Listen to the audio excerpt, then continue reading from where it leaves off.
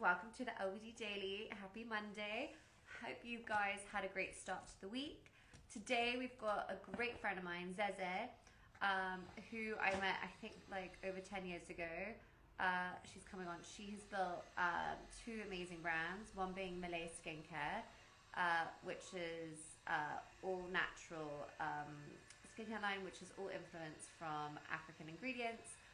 She would tell us a little bit more about that. And she also created a fantastic podcast, Third Culture Africans, which in fact has already showcased two of our other LBD family members, Hanley and Adora. I don't know if you guys watched that podcast series. Anyways, I can't wait to have her. I'm just going to double check where she is. Because I think we've been having some issues with signal.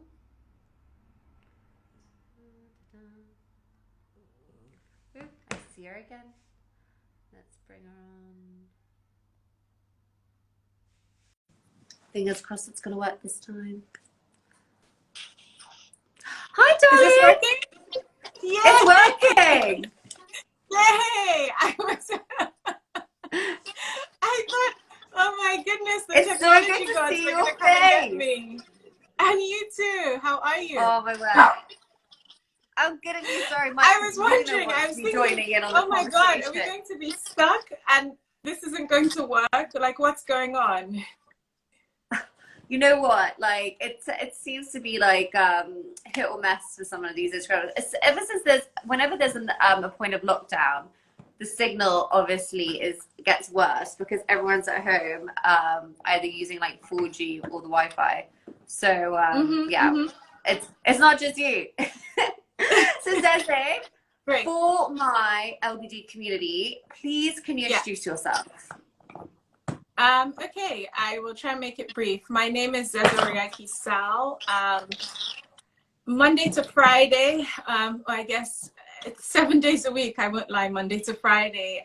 My first baby, I run a company called Malee Natural Science. We are Africa's first global luxury beauty brand. I'm also a mum to a toddler, a very, very, very cheeky toddler who's 2. I can bear that, a very, very cute toddler. Thank you. I run a podcast called Third Culture Africans, which hopes to share stories about, really inspiring people doing purposeful work who just happen to be African across the globe. I write a column called Out of Africa for a trade magazine highlighting what's happening on the African beauty and cosmetics industry and the scene there. And I speak for, I guess, conferences, functions, professional things. I'm considered quite motivating. And what else do? I do one more thing, which I can't remember. Ooh, and I also try and share. I think you listed a lot.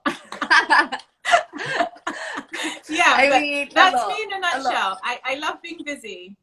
Being busy is that's good. Well, I can tell because if anyone, so for Zeze's like community, you'll probably already know that like she has like 3 different Instagram accounts, all with such a strong following, and actually all of it is just so cool. I mean, the design, everything, like it is so beautifully done. And I can't believe you don't have like a team of 50 behind you doing that. Do you like no, it is I set up actually the live with a friend of mine on my mobile, and even just setting this up took some doing. But I must say that one of the things that I've learned and I've tried to be a practitioner of, especially in business, is to upskill, because it creates so much. It's a lot on one person, but it also helps sort of translate some of the ideas quite quickly. So by upskilling, I've been able to do that. But yeah, I don't like being not busy. I'm one of those people that just needs to be going all the time. And for what I've seen from like all your Instagrams, it's also very neat and tidy. Extremely. And I want to say I border on OCD, but I don't want to say that. But my closet is color-coded. Everything has to be folded a specific way all the time. if something's out of place, I feel quite anxious. That's just a problem I have. But yeah, you can say a bit obsessive compulsive, maybe. Well, I think it also makes you extremely efficient. So I admire it completely. And actually, as soon as we're finished with isolation, I definitely want to sneak peek into your wardrobe because that color coding sounds absolutely fabulous. It's, and so yeah, it's because no, honestly, I want pictures after this of your wardrobe. So I would love to know, what did you do before you started these businesses and you became a total powerhouse?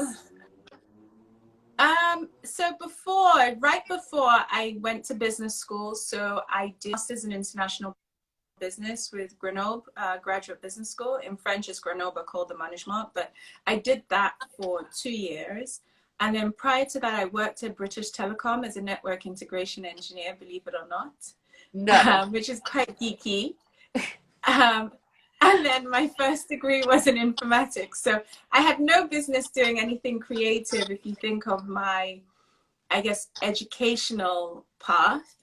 But I did find a space to always find creativity in my life throughout that journey. So at university, I set up a mobile manicure and pedicure business, and I used to compete in the nail Olympics. There is a thing such as a nail Olympics. And wait, can we go into more detail of what a nail Olympics is? Because that it's like a competition. It's a competition, and you would have to create the perfect set of pink and white. So, you know, the French manicure, pink and white on one hand, and the perfect set of a red like manicure on 2 hands, and you would do it to like a time, and you'd have to, and I just found, look, I loved the beauty industry always, but I didn't know, there was no blueprint or script for someone like me, an African girl who had desires to create a brand. It wasn't like it is now. And so this was my way of kind of playing in the industry from a professional perspective, and it was creative. I would, you know, have these sort of little slumber party friends. We would, you know, sit and I'll do their nails, and I've always been one to love doing my nails, or like it's a ritual for me. I actually find it quite relaxing. So that was like my first real foray really into the beauty industry through that. And then you realize that there's all these brands, and these brands are businesses, and they're servicing professionals and customers. And then it was my first opening into the world of, okay, potentially this could be a thing, because there are people out there successfully executing this. Oh, that's incredible. And I honestly, Zeze, I never knew that about you. And I think that's absolutely, and I think we now need another session where you're going to help us with nails, because during lockdown, a lot of people are in need. That's, you know, I did think about it, and I thought you should. Yeah, I used to actually, with Malee, we used to make an amazing cuticle balm, and I feel like there are a lot of products we made with Malee like in the beginning that I kind of just dropped because there wasn't the uptake and there didn't seem to be that interest. That I feel like now that these are things that perhaps we might think of like putting back out in the future, but for now, yeah, I did make an amazing cuticle balm. Because most people are now like, but everyone's now looking to do things at home. So definitely reconsider. So actually, this goes quite nicely to my next question. When you're designing a skincare line, what influences you? Like, what kind of creative process do you go in terms of like what will be the product line? Oh, that's a really good question. In the beginning, I'll admit it was very much all about me. So it was what I cared about or what affected me really in the beginning. Because I created things that dealt with the issues that I had that I hadn't seen anyone tackle before. So it was, I've got really sensitive skin that happens to sometimes get dry. I wanted to smell beautiful, use a conscious product that was sustainable, that sort of created, especially being in Africa and creating a business, I wanted something that had a positive impact on the environment and the economy, etc. So I started off with just really selfishly my needs and my wants and my desires. And then as time went on, and then we had the retail store in Hyde Park in Johannesburg, as you know, for a few years, you know, customers would come in and they would give us their feedback all the time about the products that they were interested in or that they wanted to try or things like that. And so it evolved over time, but primarily the start is usually a very selfish desire for something I would like the Cuticle Bomb that I mentioned, or even just our body cream is one that I think was a very indulgent personal need. Like there's tons of body creams out there in the market, but I'm not a fan of tacky products. So when you put something on your skin and that you feel it. Oh, it's the worst. But I wanted something super moisturizing at the same time. And so I created one for myself, and it turned out that it was a product that everyone loved. Or even like our oil, the same thing. No one was combining argan, coconut, rosehip, wheat germ, all these amazing oils in one product. You could always get like an argan oil or like a coconut oil. But then I didn't want to smell like a coconut either. Like I wanted to smell beautiful and like a woman, if that made sense. And so that makes total sense. I created the oil. And so my initial creation process starts off with me, and because I'm very allergy prone, that's usually like a focus for me anyway. And then I then build in further down the line, when we're in sort of the trial stages, comments from my initial guinea pigs, who tend to be close friends and family. They get their little pots and testers, and I badger them and I go, please, can you send me your notes? Let me know what you think. When did you use it? How did you use it? You know, everything like that. And then I tweak the formulations as I go along. But usually it starts with me and then it evolves into other considerations. But primarily because it starts with me, I'm allergy prone. The ethos of the brand is very much around using natural active ingredients and not testing on animals, and we don't use animal ingredients. So we just got our beauty without cruelty certificate. So our website and everything else is going through like a huge shift so that we can really scream about that. And our packaging is changing as well, because I think that's really key. Because a lot of brands might not test on animals, but the ingredients they use might be tested on animals. So that's like a really huge thing. But yeah, segue into your question. But usually the design starts with me, and then I incorporate all the important elements of the brand and thereafter. And how many times do you have to go, like, for instance, when you get the samples of each one, like how many different kind of renditions do you go through before you have the final product? It really depends, because I write really detailed product briefs, talking back about my OCD. My product briefs tend to be super detailed. And so the formulation as a basis is fine. The finer details in terms of viscosity, so the thickness or how it feels or the absorption, so the performance of the product that as a customer you would notice on your first go, that fine tuning is what takes time, because then sometimes you might have to tweak just how it feels or how it absorbs, or how long does it sit on the skin versus how quickly does it absorb. And they're not real detailed formulation tweaks in terms of the actual ingredients, but then they're little changes. So, you know, salt's used quite a lot in, you know, formulations, create a thicker consistency, etc. So it depends on the product really. It tends to fluctuate in terms of what product does what when.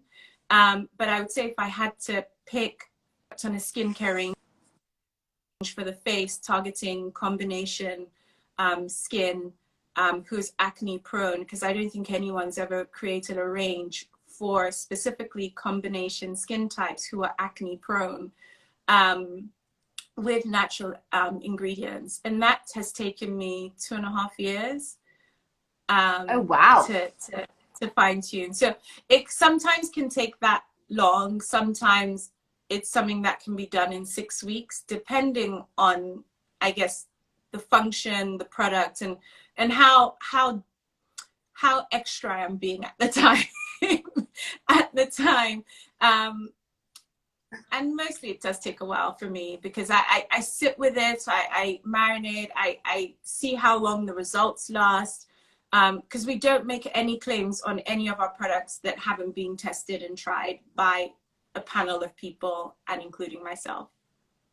And that makes total sense. Total sense. And so going on to my next question, because Malee has done like so phenomenally well. Thank you. How have you been able to like scale and build your kind of community over the years? What's been your best like way of doing it? I'm not sure that I would even say that I'm good at building our community, if I'm being honest. I think over the years, word of mouth has been incredible for us. I think like most entrepreneurs, it starts, stop, the market evolves, it changes, then you have to catch up, and then life throws itself, and then so it's a constant evolution. But I would say word of mouth has been key. So we've had a really, really amazing customer base who are happy to gift our products, talk about it, share our products, tell their friends, family. So that has really been helpful for us. Also, in terms of scaling and growing, I would say being daring has been a key thing. I've always sort of never taken no as an answer. So, I always joke that my middle name is Zeze Oriaikhi-Sao, because I think for most young businesses, in the beginning, you get a lot of no's. You get a lot of people tell you the market is saturated. I think you were one of the first people I met in Johannesburg when I was talking about the idea of Malee. And it was very much like, oh my God, Zeze? Like there was like this house that you were going to create of like all beauty. Yeah, so it was initially House of Malee, because the idea of ateliers and maison. I like that whole idea, and Africans are based in communities of like tribes, and so it started with that whole idea. And obviously evolved into just Malee natural science. So usually the idea is firm and then it gets tweaked along the way. But yeah, you were probably one of the first people I shared sort of thoughts around creating the brand. It was just a concept at the time. It was just a plain idea really that kind of has evolved with time. So yeah. Well, look, it's blossomed. Thank you. It's taken a while. And I think these things take forever, don't they? So. Oh, they do. But it's so worth it. Because the thing is, like, even like now, having just said when we first met, you were discussing House of Malee.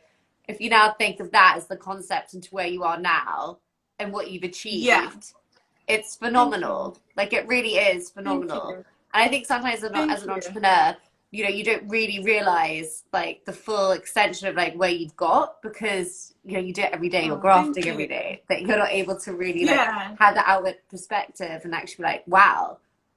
Thank you. Really I did like I'm so proud. I did a quick 15-minute change makeup. Goes is it? Thank you. Thank you so much. Thank you. A quick 15-minute change and some makeup, and it looks great now, but I was behind my desk in my house uniform, COVID style, plugging away at like different emails and things 15 minutes ago. So the difference of 15 minutes, a ring light and an Instagram will make. I mean, it is like it's crazy what 15 minutes could do, right? Really, it is.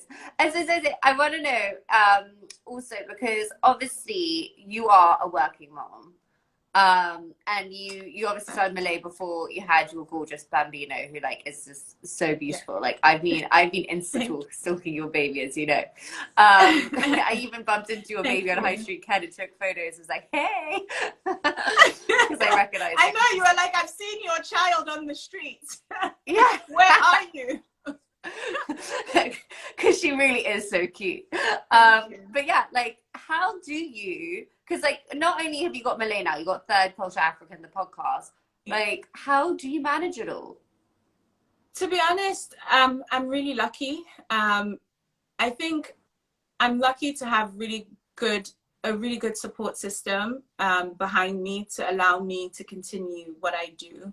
I think what was clear when I got pregnant was that I needed to rethink my business, even before, in terms of just it needing so much of me, and it still does, but also realizing that no one builds anything great alone, and having the support of whether it's friends, family, childcare, all of those things are important, because you know, there was a period in the lockdown for a few weeks before my parents came to help out, where I was full-time mummy and full-time working with absolutely no help. And that was hard, because literally her nap time was the biggest window I had in the day. And then when she went to bed, I had a little window, but I would be so exhausted that my brain was fried. So I found it helpful to have help in this time, whether it's friends, family, or childcare. I think that's really important, because to have uninterrupted time to just focus, and you know, underneath all this concealer is, you know, two years of no sleep with, from newborn baby to a toddler who sleeps like a newborn baby. But I think having the help to give you that uninterrupted time is important. And I find that incorporating her into just my day is helpful. So at times she'll sit down and she writes emails. Her emails are usually scribbles on a piece of paper. She's always been around me working. The other day she was packing a bag of products and she was just, oh, I need to pack these products for someone very important. And she was like packing the bag in her play. And so I've never really separated too much my working life from my mom life. I don't know if that's a good thing or a bad thing, but she sees me work and she now sort of imitates my working. So she sits at my computer with, you know, she puts on my glasses. I'm always in house slippers if anyone knows me. And she like sits there with my house slippers dangling off her feet. And she's like, and she goes, I'm working really hard. Oh, yeah, because I love those Instagrams that you do of like the time lapse. Oh, yeah, I need to get like, back into it.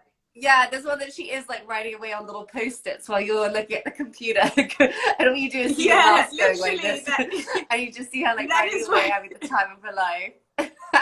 That's working life. There are times where she's cooperative and she does that peacefully. Earlier on today, we were spinning on office chairs and she goes, Mommy, pin me, pin me, pin me. And so I try and make space in the working day always for her. So in between. So it means my days are really choppy, but I do my best to manage it, especially with lockdown and, you know, everyone locked indoors and not being able to get anywhere. Yeah, I mean, it's just been a crazy year, hasn't it? It's incredible. It's bizarre, yeah. And so going on to my next flip, now here's my child. Hi! He's your furry baby. I know, this is my furry baby. So Zeze, you launched Third Culture African, the podcast. Mm-hmm. Yeah. I mean, which also, if anyone that doesn't follow that, they should. It's absolutely incredible. And like I said, two of my friends have already been featured on it, Hanley and Adora. One being South African and one being from Ghana. Yeah. So tell me, what was the inspiration to start that? Because this project, for me, I just think is just absolutely phenomenal. It couldn't come at a better time. Oh, thank you so much. I really appreciate that. I think when I had Sosa was probably a huge, like, it was a huge moment for me. And I think post having her and still juggling Malee as work, I think one of the things I realized, and over the years, you know, I would do these interviews or talks and things, and people would always ask, how did you do it? And, you know, my working day, as isolating as entrepreneurship can feel at times, I have a really great community of friends who are all entrepreneurs that we support each other through, and we're all in completely different industries. I have a friend who's into sort of the luxury industries and like it's all like jets and cars and amazing cool stuff. And then I have another friend who is, you know, a culinary chef, and she, you know, has a cook school. And I have this great community of entrepreneurs over the years that I've built, even from South Africa, that have been a huge support for me. One, in validating that my ideas are okay and that it's okay to dream, and success doesn't look like what we all imagine it to look like: fancy house, fancy cars, you know, really expensive lifestyles. And sometimes success is that win of making someone else smile, or that beautiful email you get from a client on the day where you think, goodness, how am I going to make month end and payroll? and you just get that push that makes you feel good about your idea. And having had that, and over the years just not finding a space to connect with other people who look like me, who have the African heritage and who are doing great things, and also just demystifying success, right? Demystifying it for myself, for anyone else. Because sometimes it's like, oh, how did you do it? Where did you do it? And it almost seems like you were blessed with this magical one that says you're chosen and this is your path. But learning that for a lot of my friends and me in conversation, it's just a consistency to continuing to practice, whether that's creativity or practice just doing what you're doing, and eventually somehow, some way, that momentum gathers, and then you end up creating something that someone else recognizes and then gives you a nod for, and then it just continues to grow from there. But I don't think anyone was doing it to get rich quick. I think the passion, and I use the word passion loosely because I think you create, not like I said, I created a lot of the products for me, and I guess it then becomes something when other people appreciate it and start to want to part with their money for it. And so Third Culture Africans was really born from the need to, and the desire to create a safe space where our narratives were being controlled by us and told by us in the way that we understood, and that opened up our worlds as African kids to the world, and for the world to see us in a different light, and the world to understand how we're impacting not just our lives, but the lives of the people around us, and the purpose behind the work. Because I think there's a huge shift and revolution happening around creativity and innovation, which our continent desperately needs. And that's coming from, obviously this was all done pre Black Lives Matter and a lot of the consciousness that lockdown has brought with it. But I think as a continent, Africa has always not had a balanced view in terms of how the world sees us. And there's a whole generation of young people who are coming in and creating new jobs and new industries, and who are challenging the norm and past, histories, and are collaborating and are doing great things that are creating 154, the art fair, which is, sitting right next to Frieze now, and 54 countries out of Africa get to exhibit their arts. And that experience feeds, the artist. And so a young African child can now wake up and decide that actually I can be an artist because they've seen it somewhere. And hopefully listen to the podcast and hear the story of the person who created that and be inspired and continue to feed and contribute to that. So I just felt a need, I guess, in a nutshell, and I'm always quite long-winded in my answers, but to give back in some ways. It's been a fantastic answer, because there's real soul and like a real need for these kind of discussions. So thank you. No, that answer's been fantastic. I thoroughly enjoyed it. Thank you. And I guess just to give back in some ways, because being an entrepreneur has given so much to me. And I guess one of the key things is that, I can only sell so much product every day. And this is something that I hope in the moment and in the time really connects with someone and makes a difference for them on their entrepreneur, whatever it may be, whether that's in a career or as an entrepreneur. Love that. No, Zeze, thank you for sharing with that, because honestly, it's hugely inspiring and hugely insightful. And I mean, how often do you release a podcast? So we finished season 1, and my aim is to do 50 episodes a year. So our year actually started at the end of February. So we're about to release season 2 next week. And so exciting! Yeah. I know. So each season has about 25 episodes and I try and cover several different industries in each season, and it's curated guests from across the globe. And I guess the criteria is their heritage just has to be African, and their work just has to have some wider, greater purpose that's shifting the needle on our culture, essentially. And so season 2 is about to begin.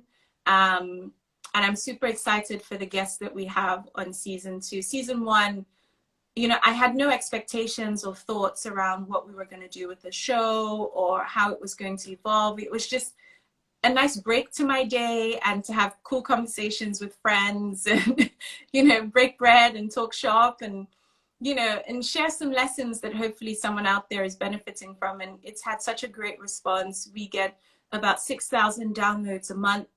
Hoping season 2 is going to do even better, and just continuing to grow and make that happen. So we're always looking for sponsors. So if you know any, please send them my way. I would definitely have a thought, because like I said, it's such a great concept. It is such a great concept. I definitely think a lot of people will bite to that. And so Zeze, going on to my like last question, what would be, actually no, I've got 2, sorry. What is, because you're in skincare and you've got fantastic skin, even though you say wearing concealer, where I don't believe you. What is your daily like skincare regime to share with all of us? So daily things I don't skip are cleansing and moisturizing as a must, body and face. That is something that I don't skip. I exfoliate quite often too, body and face. I think those 2 things are really important. And topping up my moisturizer throughout the day if needed, throughout the day. I think those 3 things would be the key to kind of keeping your skin hydrated. Obviously, that doesn't include any specific treatments for specific skincare concerns. But my friends laugh at me about like how meticulous I am, even on like my nighttime facial skincare routine. And then I always end with moisturizing my hands and then the cuticle oil. And it's the consistency of a routine that breeds the desired results, alongside products that actually work. So you might have a great product that does a great job, but if you're not consistent with it, you won't get the results that you're hoping for.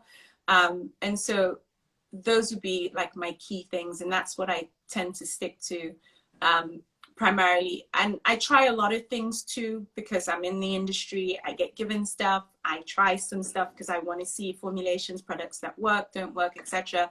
And then obviously we've just now designed our first ever facial skincare range, which will launch next year. But face and body, constantly working on things. You probably can see in the corner there some lab samples hiding. So that's usually, I'm always sort of surrounded by, you know, incognito pots and sprays and jars and things that I'm always sort of working on. But yeah, just always being consistent with your routines, AM, PM, moisturizing throughout the day if you need be, hands, especially now that we're washing so much. Our hands, so important to keep them hydrated. Yeah, I would say that's my like key routine that I follow. Thanks. Well, I'm definitely gonna, after this, have a nice look at Malee Online, because I actually had a nice little visit on that for a while. So, and Christmas is coming. It's a great like place to go buy Christmas presents for your family. And going on to my last question, which we ask everyone that joins us on the LBD Daily, what would be your one wardrobe tip to the LBD community? Can I give more than one? Yeah, you can give more than one. Because I'm extra. So the first would be being organized is so key. And don't be afraid to get into your wardrobe and like get in there and like reorganize, chuck things out. I do it so often. I find it relaxing cleaning. Like that's my thing. Like just cleaning and organizing is a way of me just de-stressing. And when I'm super stressed, I just get into this like fit of I need to clean, I need to organize, I need to do this, and I literally just, and doing that to my wardrobe I found really helpful, because there are times where you don't actually, you know, you have clothes, but you don't see them. And like, you don't appreciate the pieces that you do have. And you get into this rut of wearing the same thing over and over and over and over and over again. And I have this habit of buying something. If I like it, I'll buy it in more than one color. And then I end up in a uniform. So doing that is really helpful. And then another thing that I started doing recently, actually, and I started doing this when I had a kid with a Soso, was breaking my wardrobe up into seasons. So I have an autumn winter wardrobe, and then a spring summer wardrobe. And I say it like it sounds so fancy, but literally, when I'm not using one, it lives in the ottoman in my bed. So in vacuum sealed bag. Yeah, I do exactly. You know, I do exactly the same. It's all about space, and also like, because if you can't see your clothes and it will stuff together, it's so hard to. You're like you said, you just start wearing the same things. Like, as soon as something's out the drying machine, you just put it on. So you need to have full kind of transparency of what you own. Yeah, and so that's what I do. So then, and then when I'm switching over, which I'm about to do, I will literally do like a purge of like the stuff that's really worn and that's not going to make it to next season because I've worn it to death. That's so then I'm not keeping a whole bunch of like clothes that I don't need. And then usually I would sort of start with friends and family and go, does anyone want this? You know, I'm kind of done with it. Or like what I did with a lot of my maternity clothes was friends who got pregnant after me. I gave them some of the bits that I didn't think that I would keep, or like it was out of season and I didn't think I was having another baby. So like my summer stuff for the summer I gave away. And so usually I try to consistently get in there, and I have a rule for when I buy something. So I only buy something when something's coming out of my closet. I don't just buy and keep adding. So something needs to leave for me to buy something. Yeah, I love that, because I think that's a good one now. Like, as soon as you buy something, something has to go. I think we should all try and do that, because I think in terms of our consumption habits, it's just not healthy. But on that note, Zeze, I want to say the biggest thank you for joining us today, especially it being a Monday. And it's so good to see your face, because I haven't seen your face in such a long time. Although I know we've spoken and like we've WhatsApped and we've text pictures of my daughter, but we actually haven't seen in a while. So and good to see you too. You too, and have the most wonderful week. And like I said, guys, Christmas is coming up, and guys, hit up Malee Online because there's some amazing goodies to grab, and they are fantastic presents for the family. She wraps everything so well, and everything is made with such quality, and I really can recommend Malee anymore. So guys, get onto it. You're making me blush. Oh, good. Thank you deserve so it. much. Well, lots of love, darling. Bye. Bye.